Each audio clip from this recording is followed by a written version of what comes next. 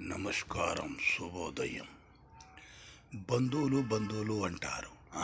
మేము బాగుంటే తినిపోయే బంధువులు, మన కాడ ఏమైనా డబ్బులు ఉంటే తీసుకుని పోయి ఈకుండా ఎగురుకుంటే బంధువులు. ఎవరే ఆ బంధువులు? మామనా బంధువుడు, అన్ననా బంధువు, ఇరుగు పొరుగు బంధువులా? మనం బాగుపడితే చూడలేని బంధువులు వాళ్ళు బంధువులా? మనం బాగుంటే మనకు పిల్లలకు చెడు సహవాసం చేపిస్తారు. సారాయి అంట, క్రికెట్ అంట. రే, మీ నాన్న సంపాదిస్తున్నాడు, మీ అమ్మ బాగా అంగడికి పోయి వ్యాపారం చేస్తున్నాడు, నువ్వు ఎందుకురా ఇంకా క్రికెట్ ఆడి డబ్బులు పోగొట్టు అని సలహా ఇచ్చేవాళ్ళ. పెన్సులు అంటారు. పెన్సులు ఏమయ్యా వాళ్ళు? వీడు బాగుపడితే చూడలేడు, ఈయనకి డబ్బులు అయిపోయి చేసేవాళ్ళు పెన్సులా?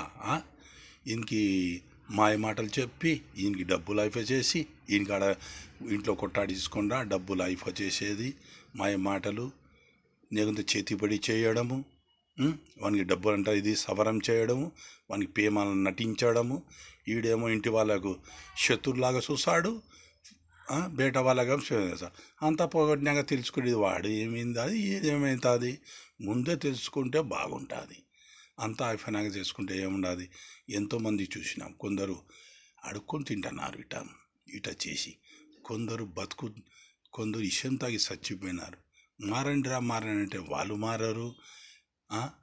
ముందే అందరు బాగున్నప్పుడు తెలుసుకోలేరు.